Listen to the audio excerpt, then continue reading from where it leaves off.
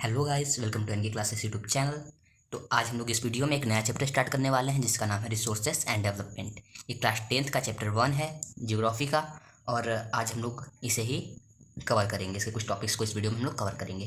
तो आगे बढ़ने से पहले हम लोग ये समझ लेते हैं कि रिसोर्स क्या होता है। So anything which is use to satisfy your needs is known as resource. Anything which is used to satisfy your needs is a resource। तो इसका अगर हिंदी में मीनिंग देखें तो ऐसी कोई भी चीज़ आप ले सकते हैं जो कि आपकी नीड्स को सेटिस्फाई करती है, वो रिसोर्स है। जैसे कि अगर आपको खाना खाना है तो आप चावल लेंगे, दाल लेंगे, ये सारी भी चीज़ें भी रिसोर्स में आती हैं। जैसे कि आपको कहीं जाना है तो जो आपकी मोटरसाइकिल है उसमें या कार है उसमें आपको पेट्रोल चाहिए, तो वो भी एक रिसोर्स है। वो आपकी नीड्स को सेटिस्फाई करती है। आपकी जो नीड है कि आपको जाना है तो उसके लिए आपको पेट्रोल चाहिए, तो उस नीड्स को पूरा कर देती है वो पेट्रोल, तो एक रिसोर्स है। तो अब हम लोग आगे इसके टॉपिक्स को पढ़ते हैं। सो हम लोग रिसोर्सेज को 4 तरीके से क्लासीफाई कर सकते हैं। पहला है on the basis of origin, दूसरा है ऑन द बेसिस ऑफ एक्सॉस्टिबिलिटी, तीसरा है on the basis of ownership and चौथा है on the basis of status of development. तो ये 4 जो पॉइंट्स हैं इन्हें हमको ब्रीफ में इस पूरे चैप्टर में पढ़ना है। तो हम लोग बारी बारी से सभी एक एक पॉइंट्स को ब्रीफ में यहाँ पे पढ़ेंगे। तो जो हमारा पहला क्लासिफिकेशन है वो है on the basis of origin. On the basis of origin तो इसके 2 सब टाइप्स हैं। पहला जो है बायोटिक रिसोर्स है और दूसरा जो है अबायोटिक रिसोर्स है। तो जो बायोटिक रिसोर्स होते हैं वो लिविंग थिंग से फॉर्म रहते हैं और ये बायोस्फीयर में मिलते हैं, और जो अबायोटिक रिसोर्सेज होते हैं वो नॉन लिविंग थिंग्स से कंपोज रहते हैं।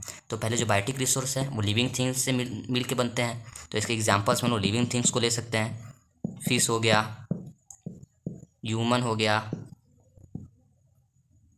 फ्लोरा हो गया, फ्लोरा मतलब एनिमल, उसका साइंटिफिक वर्ड है। फौना हो गया, प्लांट हो गया, sorry flora means plant and fauna means animal.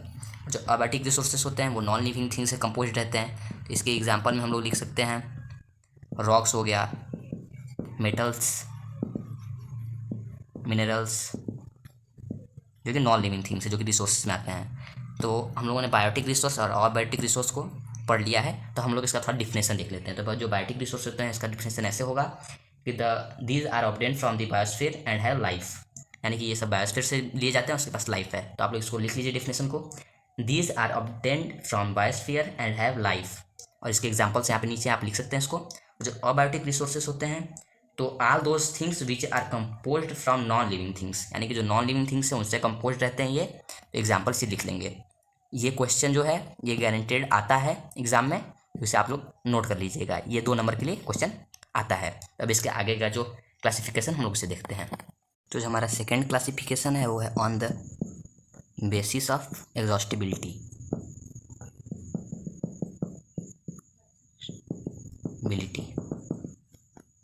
तो on the basis of exhaustibility में इसके 2 सब टाइप्स हैं। जो पहला सब टाइप है वो है रिन्यूएबल रिसोर्स, और जो दूसरा सब टाइप है वो है नॉन रिन्यूएबल रिसोर्स। तो जो रिन्यूएबल रिसोर्स है और जो नॉन रिन्यूएबल रिसोर्स है ये उसके 2 सब टाइप्स हैं। तो पहले हम लोग समझ लेते हैं कि रिन्यूएबल क्या होता है, नॉन रिन्यूएबल क्या होता है। तो जो रिन्यूएबल रिसोर्स होते हैं वो शॉर्ट पीरियड ऑफ टाइम में रिन्यू हो जाते हैं, यानी कि दोबारा बन जाते हैं, फॉर्म हो जाते हैं। और जो नॉन रिन्यूएबल रिसोर्सेज हैं वो वेरी लॉन्ग, मतलब बहुत ज़्यादा लंबा टाइम लेते हैं रिन्यू होने में, दोबारा बनने में बहुत लंबा जियोलॉजिकल टाइम लेते हैं ये बनने में। तो ऐसे रिसोर्सेज को हम लोग नॉन रिन्यूएबल रिसोर्स करते हैं जो जल्दी रिन्यू नहीं हो पाते। तो रिन्यूएबल रिसोर्सेज में हमारा रेन वाटर आ जाएगा एग्जाम्पल में, रेन वाटर। और नॉन रिन्यूएबल रिसोर्सेज में हम लोग का फॉसिल फ्यूल्स, कोल है, पेट्रोल है, ये सब नॉन रिन्यूएबल रिसोर्स में आ जाएंगे। तो रिन्यूएबल में रेन वाटर क्यों है, क्योंकि आप जानते हैं कि जो बारिश का पानी है वो वाटर साइकिल के कारण हर समय रिन्यू होता रहता है हर साल। और जो कोल है, पेट्रोल है, तो आप जानते हैं कि जो कोल है वो 200 ईयर्स के लिए इस अर्थ पर अब बचा है, और जो पेट्रोल है वो ओनली 40 ईयर्स के लिए, यानी कि ये सब अब एंड होने वाले हैं। तो ये सब बहुत ज़्यादा लंबा जियोलॉजिकल टाइम लेते हैं रिन्यू होने में। तो ये जो रिसोर्सेज हैं नॉन रिन्यूएबल हैं, जो ये है रिन्यूएबल है। तो इनका डिफिनेशन आप लोग लिख लीजिए। जो रिन्यूएबल रिसोर्सेज होते हैं इनका डिफिनेशन ये है, the resources which can be renewed और रिप्रोड्यूस बाई फिजिकल, केमिकल और mechanical process is known as renewable resource. And non renewable resource का आप लिख लीजिए, this occur over a very long geological time, यानी कि बहुत ही लंबा जियोलॉजिकल टाइम लेते हैं दोबारा से बनने में। कोल है, पेट्रोल, एग्जाम्पल्स यहाँ से आप लोग लिख लीजिएगा। तो अब हम लोग थर्ड जो क्लासिफिकेशन है रिसोर्सेज का उसे पढ़ते हैं। जो हमारा थर्ड क्लासिफिकेशन है वो है on the basis of status of development. तो यहाँ पे हमको इसके 4 सब टाइप्स पढ़ने हैं।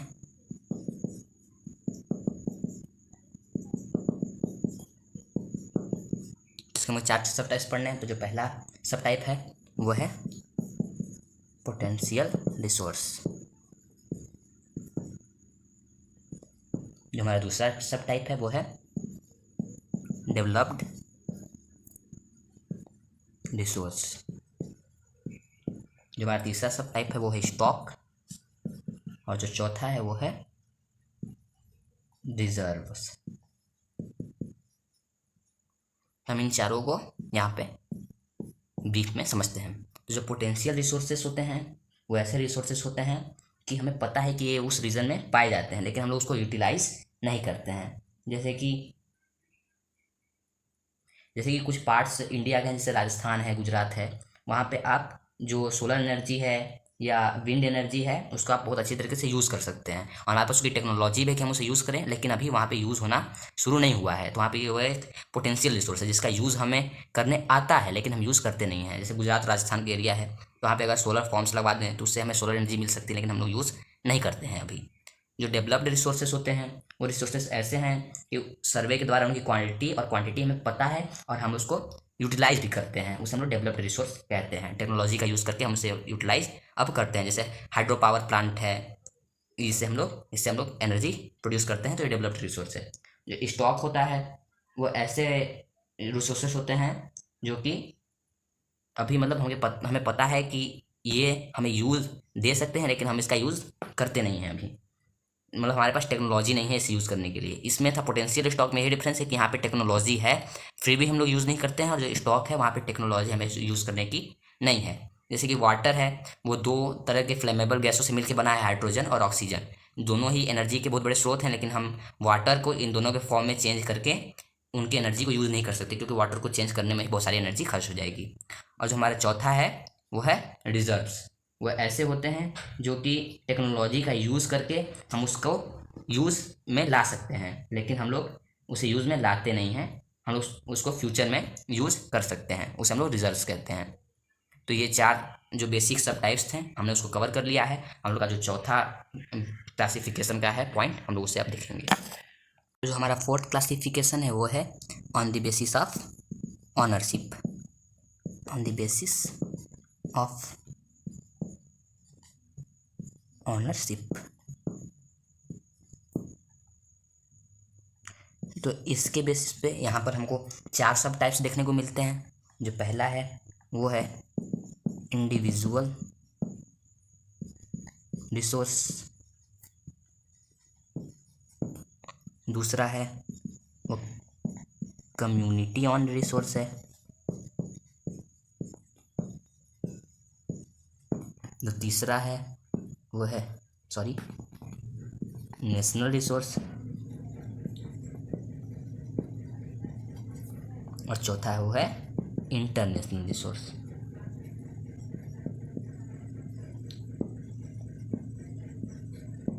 तो ये जो 4 हमारे सब टाइप्स हैं, आज हमको उसे समझ कर यहीं पर हम लोग अपना लेक्चर एंड कर देंगे। तो जो इंडिविजुअल रिसोर्सेस होते हैं वो किसी एक इंडिविजुअल द्वारा ऑन किए जाते हैं। जैसे कि प्राइवेट प्रॉपर्टी हो गई किसी की, या किसी का फर्म है, या किसी का हाउस है अपना, वो इंडिविजुअल रिसोर्स में आता है। किसी का अपना एक स्पेसिफिक एरिया का लैंड है, वो इंडिविजुअल रिसोर्स में है, यानी कि उसका है, सिर्फ प्राइवेट प्रॉपर्टी है। जो कम्युनिटी ऑन रिसोर्सेज होते हैं वो किसी एक ग्रुप के द्वारा ऑन किए जाते हैं, किसी कम्युनिटी के द्वारा ऑन किए जाते हैं। जैसे कि विलेज का कॉमन पॉन्ड हो गया, वो पूरे विलेज के लिए है, या ब्यूरियल ग्राउंड्स हो गए, या ग्रेजिंग ग्राउंड्स हो गए जहाँ पे जो एनिमल्स हम ग्रेज करने के लिए जाते हैं, तो पूरे विलेजर्स के लिए हैं। जो नेशनल रिसोर्सेज हैं वो पूरे नेशन के यूज़ के लिए जो चीज़ें हैं वो नेशनल रिसोर्सेज में आती हैं। जैसे कि जो सी का एरिया है, वो कोस्ट जो होता है कंट्री का, वहाँ से जो 12 न्यूटिकल माइल्स यानी कि 19.2 km का जो उसके रेंज में जो एरिया आता है वो नेशनल रिसोर्सेज में आएगा। वहाँ के वाटर को, वहाँ के फिशरीज को यूज़ कर सकता है नेशनल रिसोर्सेज। रोड्स हैं, कैनल्स हैं, रेलवे हैं, ये सब नेशनल रिसोर्सेज में आते हैं। तो इंटरनेशनल रिसोर्सेज होते हैं वो जो एक्सक्लूसिव इकोनॉमिक जोन होता है, वो इंटरनेशनल रिसोर्सेज में आता है। यानी कि जो सी का एरिया है वो 200 न्यूटिकल माइल्स के 200 न्यूटिकल माइल्स के आगे का जो एरिया है वो आता है इंटरनेशनल रिसोर्सेज में। मतलब उसको कोई भी कंट्री ऑन नहीं करता है, वो इंटरनेशनल है। और जो नेशनल रिसोर्सेज होते हैं वो 12 न्यूटिकल माइल्स के अंडर में जो एरिया आता है कोस्ट से, वो नेशनल रिसोर्सेज में आता है। कम्युनिटी ऑन का तो पता ही आपको, जैसे कि ग्रेजिंग ग्राउंड हो गया, ग्रेजिंग ग्राउंड,